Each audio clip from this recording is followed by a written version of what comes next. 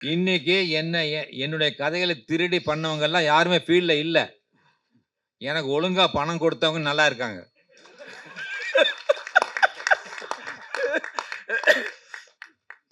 சினிமால இருக்கக்கூடிய என்னன்னா, 2 எழுத்து படம் வெற்றி பெற்றா எல்லா டைட்டிலும் 2 எழுத்துலயே வரும்.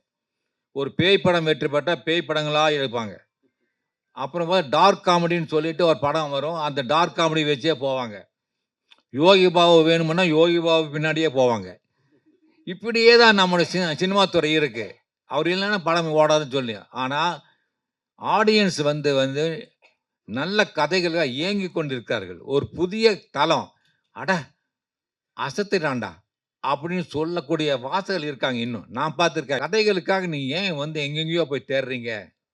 அது பிடிக்கல, இது பிடிக்கல. ஒருத்தர் சொன்னாரு, பிடிக்கல, அவர் போயிட்டாருன்னு சொல்லி, நம்ம ராஜேஷ்குமார் இருக்காரு. அவர்கிட்ட போய் கேளுங்க கதைய. அவர் நெறைய வச்சிருக்காரு கதைய. பல பேர் சொல்லுவாங்க. முதல்ல கமலஹாசன் சொல்லுவாங்க. அவர் ரஜினிகாந்த் சொல்லுவாங்க. ஆனா, என்னுடைய விவேக் வந்து இவங்களுக்கெல்லாம் அப்பாற்பட்டவன். எனக்கு உண்டான கிரெடிட் நீங்க சொல்றீங்க அல்லவா? உங்க கதைய வந்து ஒருத்தர் திருடிட்டாரு. உங்க கதைய வந்து ஒருத்தர் பண்ணிட்டாருன்னு சொல்லி, அதுவே எனக்கு பெரிய வெற்றி தானே! நாங்க காலேஜ்ல படிக்கும்போது சார், உண்மையாவே என்னோட ஃப்ரெண்ட்ஸ் எல்லாரும் உங்களுடைய பாக்கெட் நாவல வாங்கி படிச்சுட்டு இருப்போம். போட்டி போட்டு படிச்சுட்டு இருப்போம்.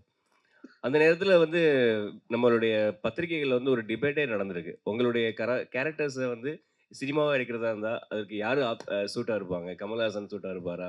ரஜினிகாந்த் சூட்டா இருப்பாரா? அப்படின்ற ஒரு ஒரு டிபேட்டே வந்து அந்த காலத்துல நடந்துட்டு இருந்தது. எனக்கு நல்லா ஞாபகம் இருக்கு. அப்படி இருக்கும்போது, இப்போ உங்களுடைய எக்ஸ்க்ளூசிவா உங்க நாவல் படமாக்கப்பட்டால், அதுல அந்த விவேக் அப்படின்ற கதாபாத்திரத்துக்கு உங்களுக்கு இந்த நடிகர் நடித்தா பொருத்தமா இருக்கும் அப்படின்னு நீங்க யார நினைக்கிறீங்க? அதாவது என்னுடைய கதைய படிச்சவங்களெல்லாம் சொல்லுவாங்க, "இது விஜய் நடிச்சா நல்லாருக்கும். விவேக்கா, அஜித் இல்லன்னா விஜயகாந்த்" அப்படியெல்லாம் வந்து பல பேர் சொல்லுவாங்க. முதல்ல கமலஹாசன் சொல்லுவாங்க. அவர் ரஜினிகாந்த் சொல்லுவாங்க. ஆனா, என்னுடைய விவேக் வந்து இவங்களுக்கெல்லாம் அப்பாற்பட்டவன். ஏன்னா, ஒவ்வொரு வாசகரும் படிக்கும்போது விவேக்க வந்து ஒவ்வொரு விதமா வந்து அவங்க இப்படித்தான் இருப்பார் விவேக்ன்னு சொல்லி, மன அளவுல வந்து அவர வந்து உருவாக்கியிருப்பாங்க. அந்த பிம்பத்த வந்து நான் வந்து ஒரு நடிகர் மேல கொண்டு போய் செலுத்தி, அத அத வந்து இவர் தான் நடிக்கணும்னு நான் சொல்ல மாட்டேன். இதுக்கு ஒரு அருமையான புதுமுகம் இருந்தா போதும். இப்போ இப்போ பாலா மாரி விவேக் வந்தா நல்லா இருக்கும். புதுசா இருக்கணும் அவரு. அவர் தான் விவேக். வேற யாரும் கிடையாது. அது ரஜினியோ, இல்ல கமலோ, விஜய் அது கிடையாது. ஏன்னா, அந்த வாசகன் வந்து அவர விஜயா தான் பார்ப்பான். அஜித்தா தான் பார்ப்பான். ஆனா வந்து என்னுடைய விவேக்கா பார்க்கணும்னா ஒரு புது முகம் தான் வேணும். அப்படிப்பட்ட ஒரு முகத்த நான் நான் நான் தேடுவேன். Sir, Rajeshkumar sir. ஆ சொல்லுங்க. கமலஹாசனுக்கும், ரஜினிக்கும் கதை வச்சிருக்கீங்களா? கதை யாரு? தேடிக்கிட்டு இருக்காங்க. ஆ உங்கள்ட்ட அந்த கதை ஏதாச்சும் இருந்தா போய் சொல்லுவீங்களா? சார் வந்து என்கிட்ட கதை இல்லன்னு நான் வந்து சொல்ல மாட்டேன். ஏன்னா, ஒரு சமுத்திரத்தில போய் ஒரு பக்கெட் தண்ணீய கொண்டு வந்தா சமுத்திரம் வத்தி விடுமா? வற்றாது. என்கிட்ட எல்லா தளத்திலும் கதை இருக்கு. அதாவது என்ன சொல்லுவாங்க, அவர் கமர்ஷியல் ரைட்டர், வெகுஜன எழுத்தாளர் அப்படின்னு சொல்லி சொல்லுவாங்க. அண்மையில வந்து பார்த்தீங்கன்னா, நம்ம ரிப்போர்ட்டர் பாலு அவர்கள் வந்து ஒரு பேட்டியில வந்து அவர் சொன்னார். அவர் இருக்காரா தெரியல இங்க. அவர் இருக்காரா? போயிட்டாரா? சரி. பாலு வந்து ஒரு பேட்டியில சொன்னாரு. "கதைகளுக்காக நீங்க ஏன் வந்து எங்கெங்கேயோ போய் தேடுறீங்க? அது பிடிக்கல, இது பிடிக்கல. ஒருத்தர் சொன்னாரு, பிடிக்கல, அவர் போயிட்டாருன்னு சொல்லி" நம்ம ராஜேஷ்குமார் இருக்காரு. அவர்கிட்ட போய் கேளுங்க கதைய. அவர் நெறைய வச்சிருக்காரு கதைய. 1 சொன்னா 10 சொல்லுவாரு. அதுவும் பிடிக்கலையா, இன்னொரு 10 சொல்லுவாரு. அப்படி இல்லாம நீங்க ஏன் பிரபலங்களையே போய் தேடி, தேடி, தேடி பார்க்குறீங்க? எழுத்தாளர்களோட பயணம் பண்ணுங்க. சினிமா என்பது ஒரு வட்டம். அதுக்குள்ளேயே போவாங்க. நீங்க பார்த்தீங்கன்னா, சினிமா பீப்பிளோட இது என்னன்னா, எனக்கு சினிமா என்னுடைய எழுத்து 2மே வந்து என்னுடைய இரு கண்கள் மாரி தான். நான் குறை சொல்லமா சொல்லல. சினிமால இருக்கக்கூடிய என்னன்னா, 2 எழுத்து படம் வெற்றி பெற்றா எல்லா டைட்டிலும் 2 எழுத்துலயே வரும். ஒரு பேய் படம் வெற்றி பெற்றா பேய் படங்களா எடுப்பாங்க. அப்புறம் டார்க் காமெடின்னு சொல்லிட்டு ஒரு படம் வரும். அந்த டார்க் காமெடி வச்சே போவாங்க. யோகி பாபு வேணும்னா யோகி பாபு பின்னாடியே போவாங்க. இப்படியே தான் நம்முடைய சினிமா துறை இருக்கு. அவர் இல்லன்னா படம் ஓடாதுன்னு சொல்லி. ஆனா, ஆடியன்ஸ் வந்து வந்து நல்ல கதைகளுக்காக ஏங்கிக் கொண்டிருக்கிறார்கள். ஒரு புதிய தளம். அட அசத்திட்டான்டா! அப்படின்னு சொல்லக்கூடிய வாசகர்கள் இருக்காங்க இன்னும். நான் பார்த்திருக்கேன். என்னுடைய குற்றம் 23 படம் வந்தப்போ, செயற்கை கருத்தரிப்பு நிலையங்கள்ல வந்து நடக்கக்கூடிய மோசடிகள பத்தி நான் கதை எழுதியிருந்தேன். அத டைரக்டர் அறிவழகன் வந்து படிச்சுட்டு என்கிட்ட வந்து, "சார் இத படம் பண்ணலான்னாரு." அந்த கதைய பண்ணிட்டு, நேரடியா ஒரு பிரபலமான ஒரு ஒரு நடிகர போய் கதை சொல்லியிருக்காரு. "சார் இது வந்து ஒரு சென்சிட்டிவ் மேட்டர் சார். இது நான் பண்ண விரும்பல. பண்ண பெண்களோட வெறுப்பு கிடைக்கும். அதனால நான் இந்த செயற்கை கருத்தரிப்பு படத்துல நடிக்க விரும்பலன்னு" சொல்லிட்டார். அதுக்கப்புறம் தான் அருண் விஜய் போய் பார்த்து சொன்னப்போ, அந்த படத்துல நடிச்சாரு. அது படம் மிகப்பெரிய வெற்றி பெற்றது. ஏன்னா, கதையோட தளம் வந்து முற்றிலும் வேறுபட்டது. செயற்கை கருத்தரிப்பு நிலையங்கள் இப்ப தான் இருக்கு. நம்ம தாத்தா, பாட்டி காலத்துல எல்லாம் கிடையாது. எங்கேயுமே கிடையாது. முதியோர் இல்லங்களும் கிடையாது. செயற்கை கருத்தரிப்பு நிலையங்களும் கிடையாது. ஆனா, இன்னைக்கு 2 தான் இருக்கு. அதனால இங்க நடக்கக்கூடிய மோசடிகள வச்சு நான் எழுதின கதை வந்து பெருமைய வெற்றி பெற்றது. அதற்கு காரணம் தளம் புதிது, கதை புதிது. அதை பார்க்கக்கூடிய வாசகர்களுக்கும், நேயர்களுக்கும் அந்த கதை பிடிக்கிறது. ஆனா, நம்ம சினிமா பீப்பிள் வந்து ஒரு வட்டம் போட்டுக்கிட்டு, ஒரு குத்துப்பாட்டு, ஒரு டான்ஸு, அப்புறம் வந்து வன்முறை காட்சிகள் வந்து அதீதமா காட்டுறது. இது வந்து தான் ஆடியன்ஸுக்கு பிடிக்கும்னு ஒரு தப்பு கணக்கு போட்டிருக்காங்க. ஆகையால் என்னிடம் எல்லா கதைகளும் இருக்கிறது. அது இளம் இயக்குனராகட்டும், பிரபலமான இயக்குனராகட்டும் தாராளமாக வரலாம். இப்பொழுது கூட சென்ற வாரம் திரு சந்தானம் அவர்கள் கோவைக்கு வந்தார்கள். என்னோடு 2 நாட்கள் தங்கி, கதை விவாதம் நடத்தி, "சார் எனக்கு 6 கேள்வி மட்டும் இன்னைக்கு பதில் சொன்னா போதும்." சொல்லி 6 கேள்விகள் குடுத்துட்டு போயிருக்காரு. அதுக்கு நான் எழுதி குடுத்துட்டேன் அவருக்கு. இப்படிதான் கதை போகணும், இப்படிதான் இருக்கணும், இப்படிதான் ட்விஸ்ட் இருக்கணும், இதுதான் மாரல், இதுதான் மெசேஜ் எல்லாம் எடுத்து குடுத்துட்டேன். அவரும் ஹி இஸ் ஹேப்பி. "சார் நல்லா இருக்கு சார். இதெல்லாம் நல்லா இருக்குன்னு" சொல்லியிருக்காரு. இது மாரி என்கிட்ட கேட்டா நான் குடுக்கறதுக்கு ரெடியா இருக்கேன். அது யாரா இருந்தாலும் சரி. இவ்ளோ வருஷத்துல நீங்க இவ்ளோ கதைகள், இவ்ளோ வித்தியாசமான கிரைம் த்ரில்லர்ஸ் எழுதியிருக்கீங்களே! யாருமே வந்து உங்கள கேட்கவே இல்லையா? உங்க கதைய குடுங்க, நாங்க படம் எடுக்கணும்னு யாருமே கேட்கலையா? இல்ல, நெறைய பேர் வர்றாங்க. ம். நெறைய பேர் வந்து என்கிட்ட கதை கேட்கறாங்க. ஆனா நான் வந்து அவங்க கூட உட்கார்ந்து கதை பேசுறதுக்கு முன்னாடி என்னுடைய கண்டிஷன் சொல்லுவேன் நானு. அதாவது புரொடியூசர் யாரு? ம். அவர பேச சொல்லுங்க என்கிட்ட. நான் அவர்கிட்ட பேசணும். அதுக்கப்புறம் தான் நான் உங்க கூட உட்கார்ந்து பேசுவேன். ஆனா உங்க கூட பேசுனா, அது படமாகுமான்னு எனக்கு தெரியாது. ஏன்னா எனக்கு ஆல்ரெடி ஏகப்பட்ட கமிட்மெண்ட்ஸ் இருக்கு. முதல்ல வந்து நான் பத்திரிகை கதை எழுதிட்டு இருந்தேன். இப்ப அப்படி கிடையாது. ஓடிடி தளங்களுக்கு கதை எழுதிட்டு இருக்கேன். பீன்ச் ஆப், நோஷன் பிரஸ், அப்புறம் பார்த்தீங்கன்னா ரெப்கோ அப்படின்னு சொல்லி நெறைய வந்து அந்த வெப் தளங்களுக்கு, ரேடியோ ரூம்ஸ் ம். இது மாரி வந்து நெறைய அவங்க வந்து புதுசா என்கிட்ட கதை கேட்கறாங்க. நான் அவங்களுக்கு வந்து கதை எழுதுறதுக்கு நேரம் எனக்கு பத்த மாட்டேங்குது. சிறுகதைகள், நாவல்கள் எல்லாமே பண்ணிட்டு இருக்கேன் நானு. இப்ப இவங்க என்ன பண்றாங்கன்னா, சென்னையிலேருந்து புறப்பட்டு வர்றாங்க. வந்து என்கிட்ட கதை கேட்கறாங்க. நான் சொன்னேன் புரொடியூசர் அண்ணா இல்ல இனிமே தான் தேடணுங்கிறாங்க ஃபர்ஸ்ட்டு. அப்ப நான் சொன்னேன், "அப்படி வந்தா கதை சொல்ல மாட்டேன்.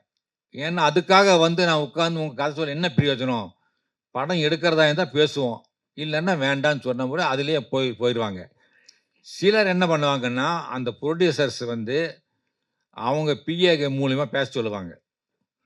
பேசிட்டு சென்னைக்கு வரணும் நீங்க. வந்து 15 டேஸ் எங்க கூட லாட்ஜ்ல தங்கணும். காலையில 10 மணிலேருந்து நைட் 10 மணி வரைக்கும் டிஸ்கஷன் போகும். அப்படின்னா நான் அதுக்கு ஒத்துக்க மாட்டேன். ஏன்னா, அந்த வயதை நான் கடந்துருச்சேன். அந்த வயதை கடந்து, என்னால வந்து வீட்ல தான் பண்ண முடியும். இல்லன்னா என் வீட்டுக்கு பக்கத்துல இருக்கிற லாட்ஜ்ல தான் வந்து நீங்க ரூம் எடுக்கணும். அப்பதான் என்னால முடியும். நான் சென்னைக்கு வந்து நான்லாம் இருக்க மாட்டேன். அப்படின்னு சொல்லி அவங்ககிட்ட பொலைட்டா தான் சொல்லுவேன். ஏன்னா, அந்த வயதெல்லாம் கடந்து வந்தாச்சு நானு. இப்ப என்னுடைய வயதுக்கு நான் டிராவல் பண்ணி வந்து லாட்ஜ்ல தங்கி, அப்படி வந்து நமக்கு ஒரு புகழோ, பணமோ தேவையில்லை. அந்த புகழுக்கும், பணத்துக்கும் பின்னாடி போக வேண்டிய அவசியம் இல்லை. மன நிறைவோடு நான் இருக்கிறேன். அப்போ வந்து என்னுடைய விருப்பத்திற்கு யார் இணங்கி வருகிறார்களோ, அவர்களோடு படம் பண்ண தயாரா இருக்கேன். அப்புறம் உங்களோட நீங்க அ சயின்ஸ் பத்தி நெறைய கதைகள் எழுதுறீங்க.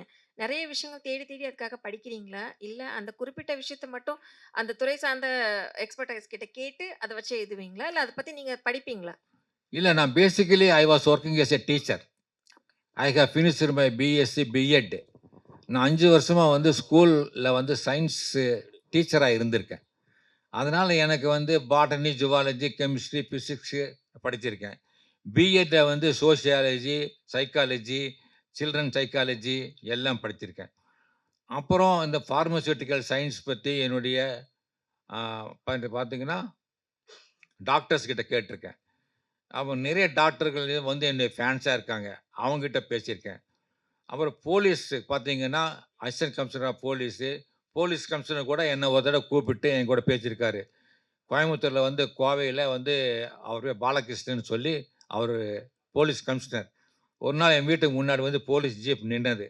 உடனே என் காலனியில இருக்கக்கூடிய குடியிருப்பில இருக்கக்கூடிய எல்லாரும் வந்து என்னமோ தெரியல, அவர் வீட்டுக்கு முன்னாடி வந்து ராஜேஷ்குமார் வீட்டுக்கு முன்னாடி போலீஸ் வேன் நிக்குது. என்னமோ பிரச்சனைன்னு சொல்லி வி வி அ அந்த வீதியில இருக்கவங்க எல்லாம் வந்துட்டாங்க வீட்டுக்கு. அதுக்கப்புறம் அந்த போலீஸ் ஜீப்லேருந்து அசிஸ்டன்ட் கமிஷனர் போலீஸ் இறங்கி, "சார் உங்கள வந்து போலீஸ் கமிஷனர் பார்க்கணும்னு சொல்றாரு." அவரே வர்றதுக்கு தான் இருந்தாரு. ஆனா புரோட்டோகால் இருக்கப்படி அவர் வந்து போக்கூடாது. ஒருத்தர தேடி போக்கூடாது. அதனால நீங்க வர முடியுமான்னு கேட்டாங்க. நான் போனேன். போலீஸ் கமிஷனர் பாலகிருஷ்ணன் வந்து என்ன கூப்பிட்டு 1 1/2 மணி நேரம் உட்காந்து பேசினாரு. அப்போ சொன்ன ஒரு விஷயம், நானும் என்னுடைய அண்ணனும் வந்து உங்க புக்க படிப்போம். சின்ன வயசுல. படித்து அவர் லாயர் ஆயிட்டாரு இப்போ. கிரிமினல் லாயர் அவரு. நான் வந்து போலீஸ் கமிஷனர் ஆயிட்டேன். அதுக்கு நன்றி சொல்லவும், உங்கள பார்க்கணும்னு ஆசைப்பட்டேன். நான் அதுக்காக கூப்பிட்டேன்னு சொன்னாரு. இது மாரி போலீஸ்லயும் சரி, பேரன்சிக்லயும் சரி, மத்த துறையிலும் சரி, எல்லாமே என்னுடைய ஃபேன்ஸ் இருக்காங்க. அவங்ககிட்ட போய் இந்த மாரி ஒரு கதை எழுதுறேன். இதுக்கு வந்து எனக்கு அந்த சம்மந்தப்பட்ட விஷயங்கள் வேணும் அப்படின்னு கேட்டா அவங்க தருவாங்க. அத வச்சு நான் கதை எழுதுவேன். இதுதான் என்னுடைய ரகசியம். வேற எதுவும் கிடையாது. அதான் மெனக்கெடணும். ஒரு ஒண்ணும் கிடையாது. ஆனா, இப்ப எல்லாரும் சொல்லுவாங்க, Googleல பார்த்தா கிடைக்குமேன்னு சொல்லி. ஆனா, Googleல நம்ப முடியாது. ஏன்னா, Googleல வரக்கூடிய பல தகவல்கள் வந்து பொய்யா இருக்கும். அத படிச்சோம்னா, இது உண்மையான்னு தெரிகிறதுக்காக நான் வந்து ஒரு டாக்டர்கிட்ட கேட்பேன். அது செகண்ட் ஒப்பீனியன் சொல்லுவோம் அல்லவா? அந்த செகண்ட் ஒப்பீனியன் கேட்டா, "சார் Googleல சொல்றதெல்லாம் பொய் சார். இப்படிதான் இருக்கு." அப்படின்னு சொல்லும்போது, அததான் நான் எடுத்துக்குவேன். Google சொல்றது பண்றதில்ல. ஓகே. Thank you. சார், ஆ. உங்க நடுத்தர ஏஜ்ல எல்லா பத்திரிகையிலயும் ஃபோட்டோ வரும்போது ரொம்ப அழகா இருக்கும். ஒரு எழுத்தாளர்னா இப்படி தான் போஸ் குடுக்கணும். ஒரு டைரக்டர்னாக்கா இப்படி தான் போஸ் குடுப்பாங்க அப்படின்ற மாரி வந்து, நாங்க எங்களுடைய ஸ்கூல் டேஸ்ல உங்களது பார்க்கும்போது, உங்க போஸ் மாதிரி நாங்க போய் ஃபோட்டோ எடுக்கணும்னு தான் வந்து ட்ரை பண்ணியிருக்கோம். ஆ. உங்களுக்கு ஏன் நடிப்பு ஆசை இல்லையா? எந்த இயக்குனரும் வந்து கூப்பிடலையா? இல்ல நடிப்ப நீங்க வந்து வெறுக்கிறீங்களா? உங்களுக்கு பிடிச்ச நடிகர், நடிகைகள் யாரு? அது அந்த அந்த பக்கத்துல நீங்க வந்து எதுவுமே ஓப்பனா சொன்னதில்ல. இப்போ கொஞ்சம் சொல்லுங்களேன். அதாவது நீங்க சொல்றது நான் ரொம்ப அழகா இருந்த மாதிரியும், ஆ சினிமால ஏன் நடிக்கலன்னு சொல்றீங்க. அப்படியா? அப்படின்னா அழகா இருக்கவங்கலாம் ஏன் போகல சினிமாவுக்கு? இதே இதே மேடையில நெறைய பேர் இருக்காங்க. அழகா இருக்காங்க. நம்ம கௌசிக் இருக்காரு, பாலா இருக்காரு. அப்புறம் எல்லாருமே வந்து எல்லாரும் நல்லா இருக்காங்க அல்லவா? அவங்கலாம் ஏன் போகல? நடிப்புங்கிறது வந்து அவங்கவங்க வந்து ஆசைப்படணும். 1. 2வது வந்து அது வந்து ஒரு கலை. இப்ப நான் எப்படி கதை எழுதுறேனோ, அது மாரி ஒரு இது. நம்ம அழகா இருக்கோம், நம்ம முடி நெறையா இருக்கு அப்படிங்கிறதுக்காக நம்ம போய் சினிமால வந்து போகணும்னு அப்படியெல்லாம் கிடையாது. அதுக்கான வாய்ப்புகள் வந்து என்ன ஒரு தடவ மணிவண்ணன் வந்து கூப்பிட்டார். அவர் 100வது நாள் படம் பண்ணி முடித்த உடனே வேற ஒரு படம் அவர் கூட பண்றான்னு சொல்லி, இதயம் பேசுகிறது மணியன் வந்து என்ன கூப்பிட்டு பேசினாரு. "நீங்க போய் மணிவண்ணன் பாருங்கன்னாரு." அப்புறம் அவர் என்ன பார்த்த உடனே நீங்க சொன்ன மாரி தான் சொன்னாரு. சார் நீங்க படத்துல நடிக்கலாமே! உங்க முடி, நீங்க உங்க தோற்றம் எல்லாம் வந்து ஒரு ஹீரோ மாரி இருக்கீங்க. நீங்க பண்ணலாமேன்னு சொன்னாரு அவரு. ஆனா எனக்கு அதுல வந்து ஆசை வரல சார் அப்படின்னு சொன்னேன். அதுக்கப்புறம் வந்து யாருமே கூப்பிடல. எனக்கு அந்த ஆசையும் இல்ல எனக்கு இப்போ. ஏன் இப்ப நான் நல்லா இல்லையா? சார், சார் உங்களுடைய கதைகள்ல வந்து நெறைய சினிமால வந்து சீன்கள் வந்து காப்பி அடிச்சிருப்பாங்க. நேரடியா, மறைமுகமா திருடியிருப்பாங்க. ஏகப்பட்ட கதை இது இப்படியிருப்பாங்க. ஆமா, உங்களுக்கே தெரியும் நம்மளோட சீன் தான்னு. ஆமா. நீங்க அவங்க மேல கோவப்பட்டோ, கேஸ் போட்டோ இதுவரைக்கும் எதையுமே பண்ணல. ஏன் சார் இது? அதுக்கு காரணம் வந்து எங்க லாயர் ரொம்ப நல்லவர். அவர் சொன்னாரு, "ராஜேஷ்குமார் நீங்க கேஸ் போட்டீங்கன்னா நீங்க எனக்கு ஃபீஸ் குடுத்துட்டே இருக்கணும்." 1. 2வது இந்த கேஸ் வந்து ஜூரிஸ்டிக்ஷன் வந்து எங்கன்னா சென்னை. நீங்க சென்னை தான் போகணும். ஒவ்வொரு தடவையும் என்ன சென்னை கூட்டு போவீங்களா? என்ன லாட்ஜ்ல தங்க வைக்கணும். என்ன ஃப்ளைட்ல கூட்டு போகணும். ஃப்ளைட்ல கூட்டு வரணும், செய்யணும். ஒரு கேஸ் 20 வருஷம் ஆகும்.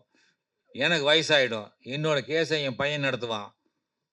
உங்களுக்கு பின்னால உங்க பையன் வந்து எனக்கு இந்த கேஸ் நடத்துவான். அப்போ கடைசியில ஜட்ஜ் ஒரு தீர்ப்பு சொல்லுவாரு. ஒரே எண்ணம் 2 பேருக்கும் வரலாம். அப்படின்னு ஒரு தீர்ப்பு வந்ததுன்னு வைங்களேன். என்ன ஆகும்? அதே மாரி நம்ம கேஸ் போடுறதுனால ஒரு பிரயோஜனம் இல்ல. ஆனா எனக்கு உண்டான கிரெடிட் நீங்க சொல்றீங்கல்லவா, உங்க கதைய வந்து ஒருத்தர் திருடிட்டாரு. உங்க கதைய வந்து ஒருத்தர் பண்ணிட்டாருன்னு சொல்லி, அதுவே எனக்கு பெரிய வெற்றி தானே! இது வந்து இதே போதுமே எனக்கு. ஒண்ணும் கிடையாது. நான் இப்போ பார்த்தீங்கன்னா, ஒரு படத்த பார்த்துட்டு இருந்தேன் தியேட்டர்ல. சமீபத்தில உட்காந்து பார்த்துட்டு இருக்கேன். நானும் என் மனைவியும் பார்த்துட்டு இருக்கோம். பின்னாடி வந்து ஒரு 4, 5 பேர் பசங்க உட்காந்து பார்த்துட்டு இருக்காங்க. "டேய் மச்சி, இந்த கதைய படிச்சிருக்கேன்டா. இது ராஜேஷ்குமார் எழுதின கதைடா இது." அப்படின்னு அவன் காதுபட சொல்றான். இது வந்து எனக்கு கிடைத்த வெற்றியா இல்லையா? அப்ப எதுக்கு நான் அவன் மேல கேஸ் போடணும்? கேஸ் போட்டா எனக்கு மன உளைச்சல் வரும். எனக்கு பண செலவு வரும். அன்னதானம் மாரி இது விஷய தானம் அவ்வளோதான்.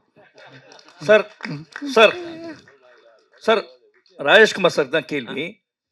ஆ சார் அதோட கண்டினியூஷன்ல தான் ஆ. இன்னைக்கு தமிழ் திரை உலகத்துல பாத்தீங்கன்னா பல கதை திருடுகள் பிரச்சனைகள் வருது. ஒரு கதையாசிரியரா நீங்க அதை எப்படி பாக்குறீங்கன்னா, மலையாளத்துலலாம் பாத்தீங்கன்னா வந்து அந்த ரைட்டர்ஸ்க்கான கிரெடிட் உண்டு சார். இங்க வந்து உங்களுக்கு கௌஷிக் கொடுத்திருக்கார், ஓகே, இட் இஸ் அப்ரிஷியேட்டபிள். ஆ பல இடங்கள்ல பல அசிஸ்டன்ட் டைரக்டர்ஸோட கதைகளை இயக்குனர்கள் தான் கதைகளாக சொந்தம் கொண்டாடுறாங்க.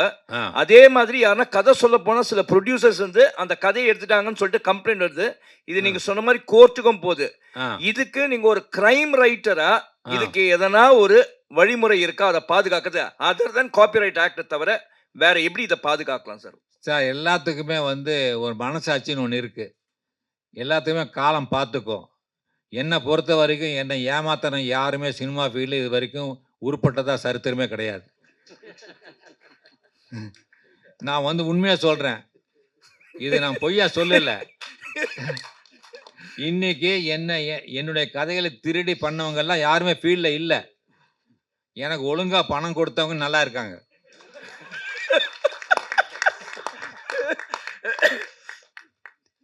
வினோதி மேடம் இங்கதான் ரெகுலரா இந்த வீடியோஸ் வந்து மெசேஜ் ஓரியன்டா போட்டு இருந்தீங்க சோஷியல் மீடியால. இப்ப சமீப காலமா குறைஞ்சிடுச்சு. ஏன் போடுறது நீங்க? இந்த மக்கள் அதுக்கு வந்து ஒர்த் இல்லைன்னு முடிவு பண்ணிட்டேன் சார். ஏன்னா நான் உண்மையாக அதான் நினைக்கிறேன். ஏன்னா பர்சனல் இன்ட்ராக்ஷன் வித் பீப்புள் 41 உயிர்கள் வந்து கரூரில் போயிருக்கு. உதாரணத்துக்கு சொல்கிறேன், ஒரு உதாரணமாக சொல்கிறேன். நான் எந்த கட்சி சார்பாகவும் இப்போ பேசலை. 41 உயிர்கள் போயிருக்கு. அந்த குடும்பங்களே அந்த விஷயத்த மறந்துட்டு கடந்து போகிறாங்க. அப்படி அவங்களுக்காக எதுக்கு நம்ம பேசணும் அப்படிங்கிறது எனக்கு ரொம்ப ஒரு மாதிரி விரக்தியாக இருக்குது. ரேகையை பற்றி அதான் ஒரே ஒரு கேள்வியாவது கேளுங்க please. ஆ மேடம், உங்களுக்கு வாழ்த்துக்கள். Thank எந்த you. ஒரு நடிகையும் வந்து ஸ்டேஜில் இருந்து சாரி சொல்ல மாட்டாங்க. ஏன்னா அவங்களோட ஈகோ வந்து ரொம்ப மென்ஷன் பண்ணுவாங்க. அது ஃபர்ஸ்ட் உங்களுக்கு ஒரு வாழ்த்துக்கள். Thank you. அப்புறம் வந்து இந்த படத்துல வந்து நிஜமாவே அது நான் வந்து பேசினது கொஞ்சம் கடுமையாக இருந்தது தான். ரொம்ப சாரி, வெரி சாரி. அதுக்கப்புறம் வந்து இந்த படத்துல வந்து நெகட்டிவ் ரோல் பண்ணியிருக்கீங்க ஃபர்ஸ்ட் டைம். பண்ணும்போது டேரக்டர் ஏதாவது சொல்லியிருப்பாங்க, நீங்க ஏதாவது கண்டிப்பா சஜஷன் சொல்லியிருப்பீங்க, நான் நல்ல நடிகடா, என்ன ஏன்டா இது போட்டு பண்றீங்கன்னு சொல்லிட்டு ஒரு விஷயம் நடந்திருக்கும். அதை பத்தி இல்லை, நான் வந்து இது எல்லா டைரக்டர்ஸ்ட்டையுமே நீங்கள் கேட்டு பார்க்கலாம். என்னுடைய முதல் படத்துலேருந்து இன்னி வரைக்கும் நான் வந்து ஒரு டைரக்டர்ஸ் ஆக்டர். நான் வந்து ஒரு வீட்டில் நான் சொல்லிகிட்டே போவேன். ஆக்சுவலாக நான் ஸ்பாட்லேயே நிறைய தடவை சொல்லியிருக்கேன். நான் மூளையை கழட்டி வச்சுட்டு தான் நான் ஸ்பாட்டுக்கு போவேன். ஏன்னா நம்ம வந்து ஃபஸ்ட்டு சில டிசிப்ளின் நான் மெயின்டைன் பண்ணுவேன். நம்ம டைரக்டருக்கு ஐடியா கொடுக்கறதுக்கு நம்ம வந்து அந்த இடத்துல நம்ம டைரக்டர் கிடையாது. அதே மாதிரி நான் வந்து போன உடனே இன்னைக்கு எத்தனை மணிக்கு முடியும் அப்படிங்கிற வார்த்தை நான் கேட்க மாட்டேன். முதலே அதை கேட்டுப்பேன், என்ன கால் ஷீட் கேட்டுப்பேனே தவிர இன்னைக்கு எப்போ முடியும் எனக்கு அப்படின்னு நான் கேட்க மாட்டேன். பேக்கப் அப்படிங்கிற வார்த்தை வந்து ஆக்டர்ஸ் யாருமே அந்த வார்த்தையை சொல்லக்கூடாது, டைரக்டர் மட்டும்தான் சொல்லணும். அதே மாதிரி கோ ஆக்டருக்கு வந்து யாரும் வந்து சஜஷன் கொடுக்கக்கூடாது, இப்படி பண்ணலாமே. அவங்க எவ்வளோ ஜூனியராக இருந்தாலும் நம்ம வந்து அது பல வருடங்கள் நம்ம நடிச்சிருந்தாலும் அதை நான் இந்த மாதிரி சில விஷயங்களை ஃபாலோ பண்ணுறதுனால நான் வந்து டைரக்டர் என்ன சொல்கிறாரோ, இப்போ இதுலேயே வந்து நானாக பண்ணியிருந்தேன்னா நான் என்னால் ஒரே பாணியில் தான் பண்ணிட்டு இருக்க முடியும். ஆனால் ஒவ்வொரு டைரக்டருக்கு நம்ம வந்து மோல்ட் ஆகும்போது தான் நம்ம வேறு மாதிரி பண்ண முடியும். ஸோ இதுலேயுமே வந்து அப்படி தான் போனதும். சொல்லுங்க சார். இப்போ கரண்ட்ல வந்து பாத்தீங்கன்னா இந்த இதுதான் மாஃபியா, இந்த மெடிசன் பத்தி தான் போயிட்டு இருக்கு. அது எல்லாருக்குமே தெரியும். சமீபத்துல கிட்னி கூட உங்களுக்கு தெரிஞ்சிருக்கும், அது வந்து திருடுன்னு சொல்ல முறைகேடுனாங்க. ஸோ நீங்க இவ்வளோ தைரியமா G5ல சொல்லும் போது அவங்க என்ன சொன்னாங்க? ஒருவேளை நம்மளுக்கு ரைடு வருமா, ஈடி வருமா அப்படின்னு ஏதாவது சொன்னாங்களா? இல்லை கௌசிக் சார் அப்பெல்லாம் எதுவுமே சொல்லலை. அவர் கிளினிக்கல் ட்ரையல் வந்து அவர் அக்செப்ட் பண்ணிட்டாரு. பட் இந்தியா கண்டென்ட் அவங்க வரும்போது அவருக்கு வந்து இந்த மாரி ஒண்ணு இருக்கிறதே தெரியல. அப்புறம் கௌசிக் சார் சொன்னார், எங்கெல்லாம் இந்த மாரிலாம் நடக்குது அப்படின்ட்டு. ரீசென்ட்டா கூட ஹைதராபாத்லயோ, மங்களூர்லயோ இருக்கிற ஜிஹெச்ல இது நடந்திருக்கு. ஸோ ரைட் பண்ணியிருக்காங்க. அங்க இருக்கிற கவர்மெண்ட் டாக்டர்ஸ்க்குன்னு வர பேஷண்ட்டுக்கு மேல இந்த மாரி பண்ணியிருக்காங்க. வேற நெறைய நியூஸ் இதில போடுவோம் ஆக்சுவலா. ஆமா. அதே போல காஸ்டியூம் கூட பார்த்தீங்கன்னா, ஹீரோ வந்து ஜெய்பீம்லயும் போலீஸா நடிச்சிருப்பாரு. விடுதலையிலும் போலீஸா வருவாரு. ஸோ அதே காஸ்டியூம் இதுலயும் போலீஸா தான் பண்ணியிருக்காரு. இல்ல எப்படி அ சூஸ் பண்ணீங்க? அது நாங்க கொஞ்சம் நெறைய அவாய்ட் பண்ணியிருப்போம். நீங்க பார்த்தீங்கன்னா ட்ரெஸ்ஸ கழட்டுறது. ஆமா. அந்த காஸ்டியூம் அவாய்ட் பண்ணி நெறைய இடங்கள்ல இன்வெஸ்டிகேஷன் போறது எல்லாமே பார்த்தீங்கன்னாக்கா, ஒரு மஃப்டில போற மாரி தான் வச்சிருப்போம் நாங்க. அது அது அதுக்காண்டியே பிளான் பண்ணது அது. அந்த போலீஸ் ட்ரெஸ்ஸே வேணாம் அப்படின்ட்டு. டயலாக் ரைட்டர் யாரு இதுக்கு?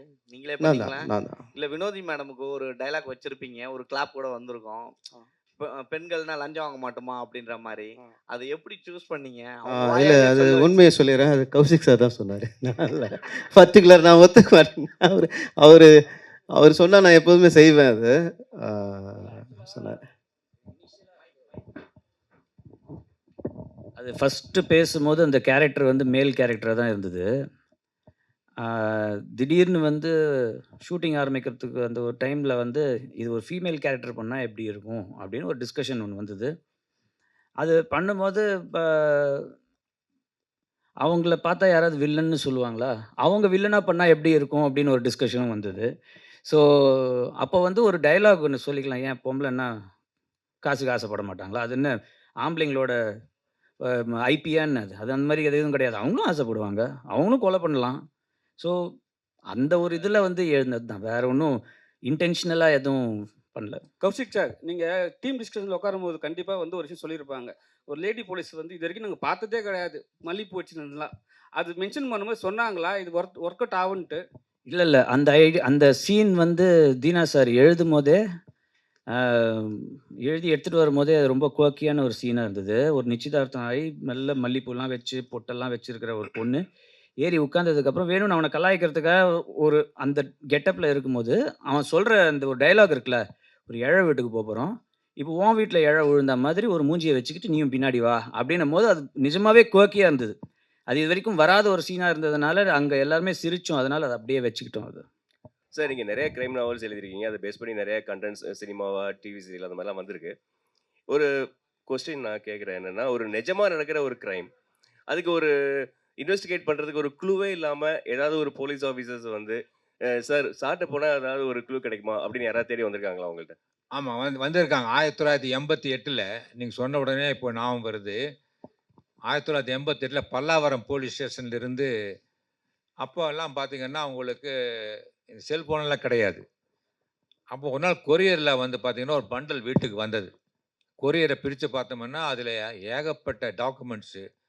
எல்லாம் பிரிச்சு பார்த்தா, எங்க பார்த்தா பல்லாவரம் போலீஸ் ஸ்டேஷன்ல அவர் பேர் என்னமோ மறந்துட்டேன். அவர் வந்து ஒரு எஸ்ஐ. உள்ள வந்து ஒரு லெட்டர் வச்சிருக்காரு. உள்ள வந்து ஏகப்பட்ட ஜெராக்ஸ் காப்பி உள்ள. போஸ்ட்மார்ட்டம் ரிப்போர்ட்டு, அப்புறம் ஸ்டேட்மெண்ட்ஸு, அப்புறம் பார்த்தீங்கன்னா, வாக்குமூலங்கள் இதெல்லாம் போட்டு எதுக்குடான்னு பார்த்தா லெட்டர படிச்சு பார்த்தா, சார் என் பேர் மறந்துட்டேன் நானு. நான் உங்க வாசகன். நீங்க உங்களோட கிரைம் கார்னல் நல்லா படிக்கிறேன். ஒவ்வொரு கொலையும் ரொம்ப அற்புதமா வந்து விவேக் கண்டுபிடிக்கிறாரு. விவேக்ங்க நீங்க தான்ங்கிறது எனக்கு தெரியும்.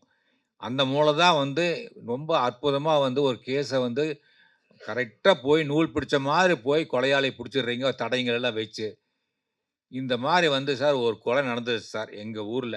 இந்த கிராமத்தில வந்து இரட்டை கொலை நடந்திருக்கு.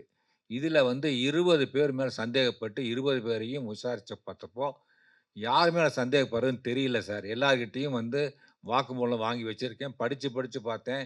எவன சந்தேகப்படுறதுன்னு தெரியல. அடிச்சும் பார்த்தாச்சு. ஒண்ணும் பெயர முடியல. நீங்க தயவுசெய்து இதெல்லாம் படிச்சுட்டு, இதுல எவன் கொலைகாரன்னு சொன்னீங்கன்னா, நான் அவன கைது பண்ணிருவேன். கைது பண்ணி நான் சொல்லிட்டோம்ன்னா எனக்கு ப்ரமோஷன் கிடைக்கும் சார்.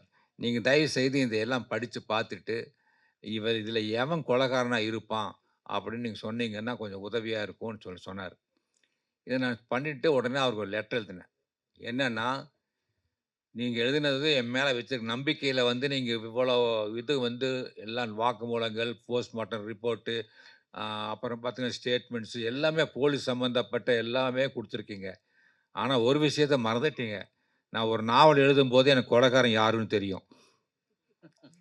முதல்ல அந்த கதை எழுதும்போதே கொலை எப்படி நடக்குது, யார் கொலை பண்ணுவாங்க, அங்கே தடயம் என்ன விட்டுட்டு போவாங்க, இதெல்லாம் வந்து எனக்கு எல்லாமே தெரியும்.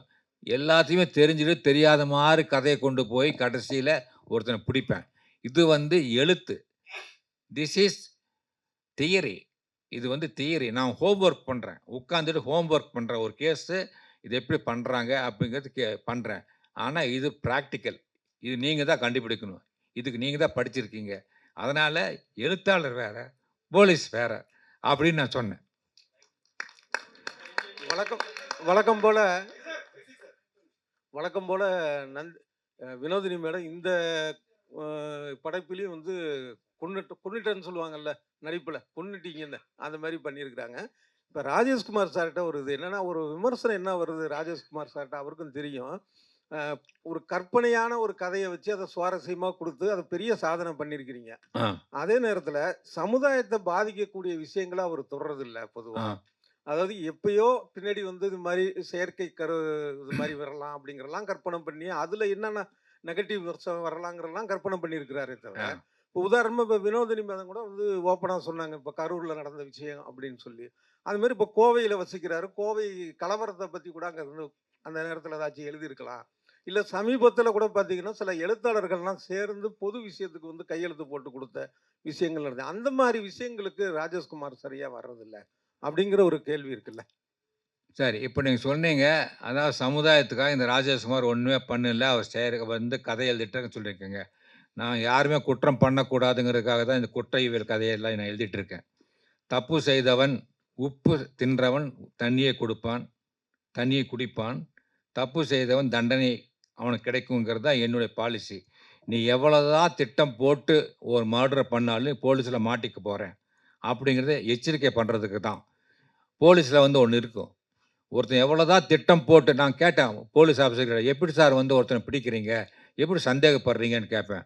அப்போ சொன்னார் ராஜேஷ்குமார், ஒரு இடத்துல ஒருத்தன் கொலை பண்ணான்னா, ஒரு குற்றத்தை பண்ணான்னா, அவனையும் அறியாமல் ஒரு ஐடென்டிஃபை விட்டுட்டு போவான், ஏதாவது ஒரு தடயத்தை விட்டுட்டு போவான். தட் இஸ் பர்க்லஸ் விசிட்டிங் கார்டு அப்படின்னு சொல்லி ஒரு வேர்டே இருக்குது. போலீஸ் டிபார்ட்மெண்ட்டில் பர்க்லஸ் விசிட்டிங் கார்டு அப்படின்னு அதுக்கு பேர் வச்சுருக்காங்க. எப்படி விட்டுட்டு போவான்னு சொல்லியிருக்காங்க. அதனால் நீ தப்பு பண்ணாதே நான் சொல்ல வர்றேன் உங்ககிட்ட. நீ பாலியல் பலாத்காரம் பண்ணாதே, உனக்கு இந்த மாதிரி கெட்ட எண்ணங்கள் வரக்கூடாது. இப்போது அப்படி நீங்கள் சொல்கிறீங்க, அதாவது ராஜேஷ்குமார் நீங்கள் வந்து ஏதோ கதை எழுதுறீங்கன்னு சொல்லி. இதே வந்து சாராய் பாட்டில் என்ன எழுதியிருக்கான், குடி குடியை கெடுக்கும், குடிக்காதுன்னு சொல்கிறான்ல, அப்போ ஏன் குடிக்கிறாங்க எல்லாம்? அப்போ ஏன் குடிக்கிறாங்க? அதை சொல்லியிருக்காங்கல்ல. அதே மாதிரி என்னுடைய கதைகள் வந்து நீ தப்பு பண்ணாதே, தப்பு பண்ணால் உனக்கு பிரச்சனைகள் இருக்குது, குடும்பம் அழியும் அப்படிங்கிறத நான் வந்து சொல்கிறேன். என்னுடைய கதைகளில் பொய்டிக் ஜஸ்டிஸ் இருக்குது. என்னுடைய கதைகள் எல்லாம் நீங்கள் இது வரைக்கும் படித்ததில்லை. 1500 நாவலில் வந்து நீங்கள் மீறி போகிற ஒரு 100-150 நாள் படிச்சிருப்பீங்கன்னு நினைக்கிறேன். நான் நிறைய கதைகள் பெண்களுக்காக எழுதியிருக்கேன்.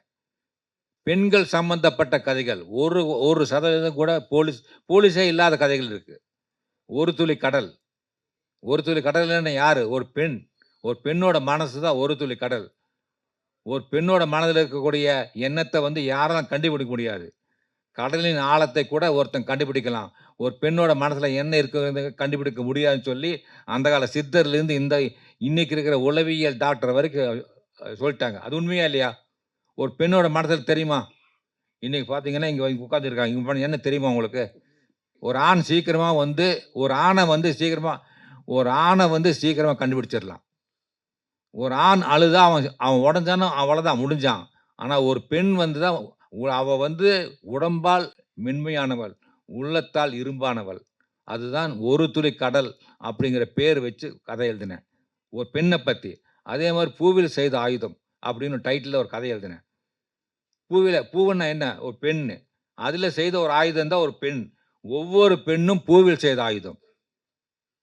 இது வந்து நான் எழுதினேன் ஒரு கதை. ஒரு பெண் எப்படி வந்து கிரைமை வந்து எதிர்கொள்ளணும்னு சொல்லி ஒரு கதை எழுதினேன். மூடு பனி நிலவுன்னு ஒரு கதை. இதெல்லாம் நான் ஏன் சொல்கிறேன்னா, என் கதைகளை முழுமையாக படிக்காதவங்க தான் ஒரு இந்த மாதிரி கேள்வி வந்து கேட்குறாங்க. மூடு பனி நிலவுன்னா என்ன? ஒரு பெண் ஒரு கிரைம் சூழலில் மாட்டிக்கிட்டா அவ எப்படி இந்த பிரச்சனையை எதிர்கொண்டு வருவா சொல்றேன். இன்னைக்கு நான் ஒரு விஷயம் சொல்றேன். 6 மாசத்துக்கு முன்னாடி என் வீட்டுக்கு முன்னாடி நான் நின்னுட்டு இருந்தேன். காலையில வந்து ஒரு 55 வயது மதிக்கத்தக்க ஒருத்தர் தோல்ல மண்வெட்டிய போட்டுக்கிட்டு போயிட்டு இருந்தாரு. கூட அவருடைய மனைவி சித்தாள் வேலைக்கு வெத்தல பாக்கு போட்டுக்கிட்டு அந்த அந்த அம்மாவும் போயிட்டு இருக்காங்க. 2 பேரும். நான் நின்னுட்டு இருக்கேன். அந்த அம்மா போன பிறகு லேசா திரும்பி பார்த்தாங்க. வந்தாங்க என்கிட்ட. நான் நெனச்சேன் ஏதோ வழி கேட்கறாங்கன்னு நெனச்சுட்டு, "என்னம்மா ஏதோ வழி தெரியலையான்னு?"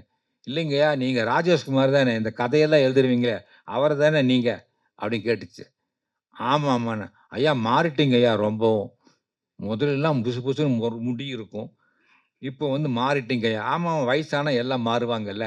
அப்படின்னு கேட்டேன். "சரிம்மா, இப்ப என்னம்மா விஷயம்ன்னு?" கேட்டேன். "இல்லைங்க, நான் 6ஆம் வகுப்பு வரைக்கும் படிச்சிருக்கேன்யா. நான் உங்க நாவல் தான்யா படிச்சு சில இங்கிலீஷ் வார்த்தையெல்லாம் கட்டிக்கிட்டேன். ஐயா அது மே ஐ கம் இன் அப்படின்னா, நான் உள்ளே வரலாமான்னு தானே அர்த்தம்." அப்படின்னு ஒரு பொண்ணு, அதாவது ஒரு சித்தாள் பொண்ணு என்கிட்ட கேட்குது. "நான் 6ஆம் வகுப்பு வரை படிச்சிருக்கேன். உங்க நாவல் படிச்சு தான் நான் வந்து மேல வந்த பல இங்கிலீஷ் வார்த்தைகள கத்துக்கிட்டேன்.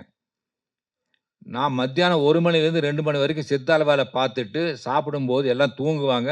நான் உங்க புக்கு படிப்பேன். அதில படிச்சா எனக்கு இங்கிலீஷ் வார்த்தைகள் தெரியுதய்யா. இன்ஜினியருக்கு வந்து 2 பேர் இங்கிலீஷ்ல பேசிக்கிட்டா, அவங்க என்ன பேசுறாங்கன்னு எனக்கு புரியுது. இத நான் கத்துக் குடுத்தேன். சரி அத விடுங்க. என்னுடைய பையனுக்கு அண்ணாமலை யூனிவர்சிட்டியில ஒரு சீட்டு. இப்ப இல்ல 1995ல. அப்ப இவ்வளவு இன்ஜினியரிங் காலேஜ் கிடையாது. கோயம்புத்தூர்ல பிஎஸ்சி காலேஜ், சிஐடி காலேஜ் இருந்தது.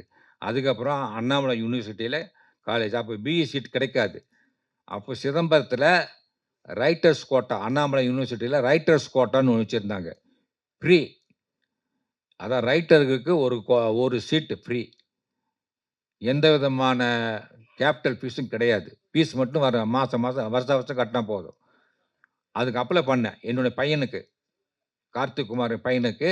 அவன் +2ல வந்து 90% மார்க் வாங்கியிருக்கான். இருந்தாலும் கெமிக்கல் இன்ஜினியரிங் பிஇல வந்து கெமிக்கல் இன்ஜினியரிங் படிக்க ஆசைப்பட்டான் அவன்.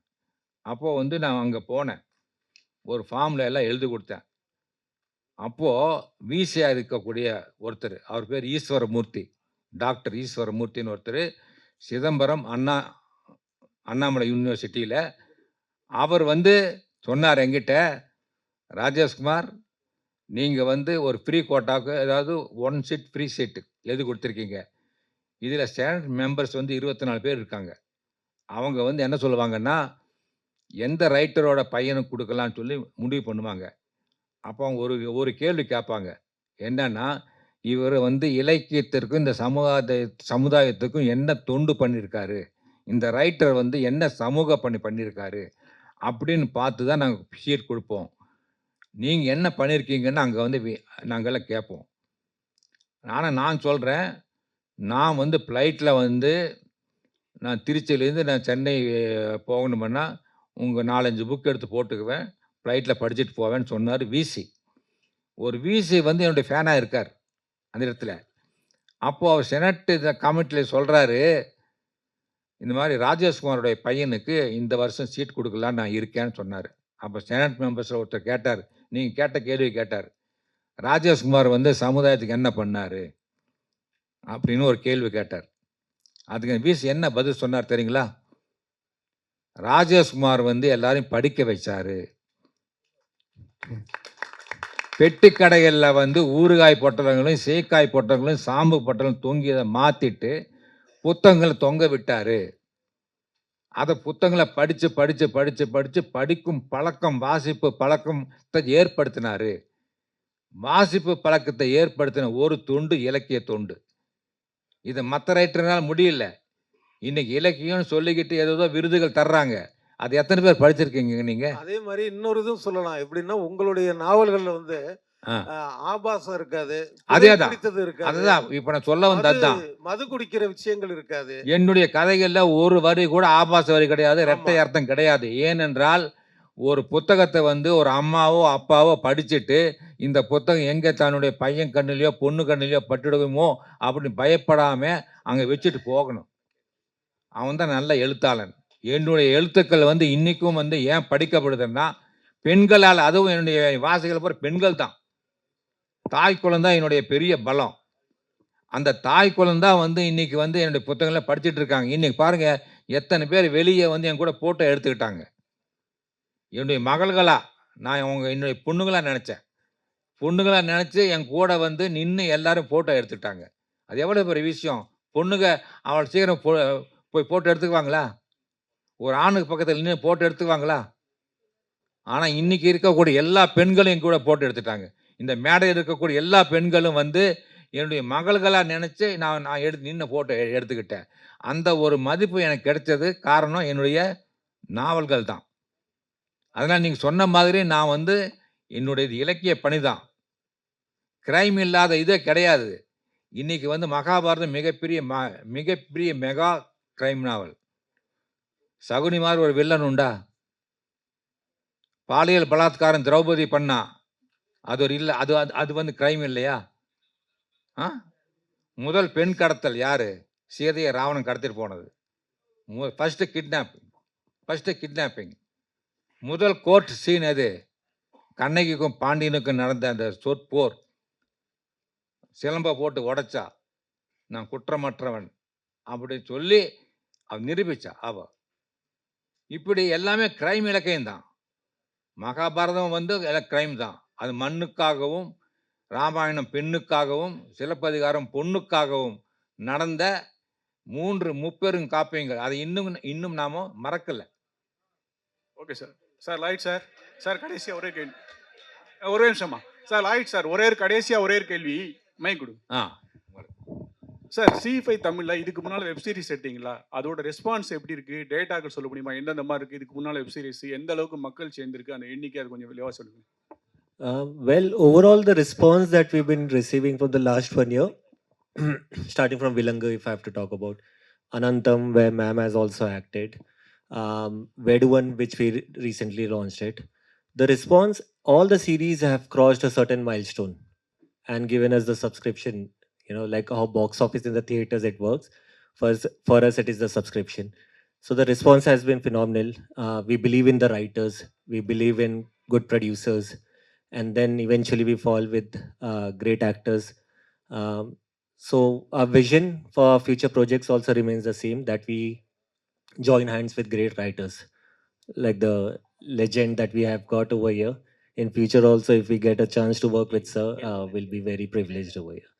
So that's how the vision we are working on. Pavithra அவங்க கிட்ட கேட்கலாம். ஹீரோயின் பவித்ரா கிட்ட ஒண்ணு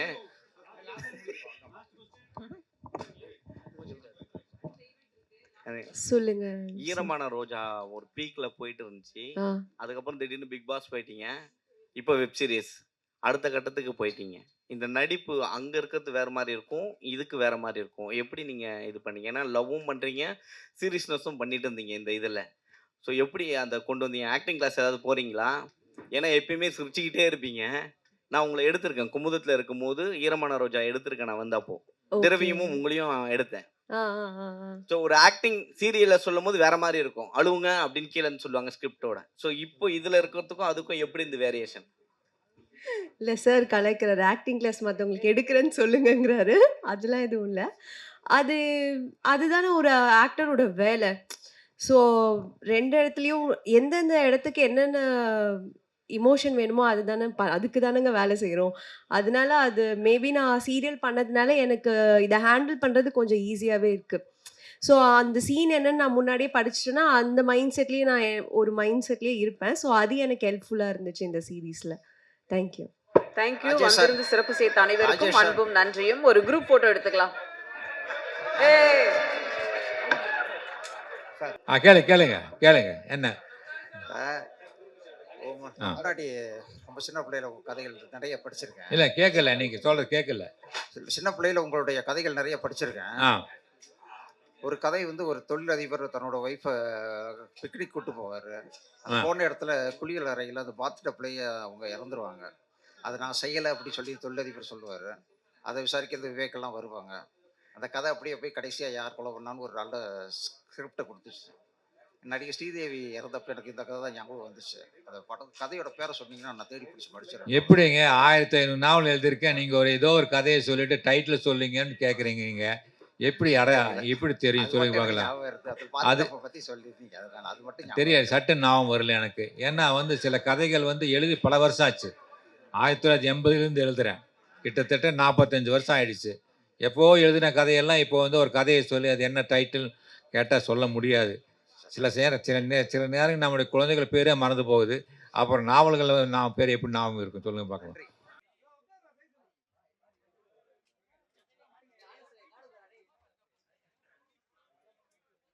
நன்றி.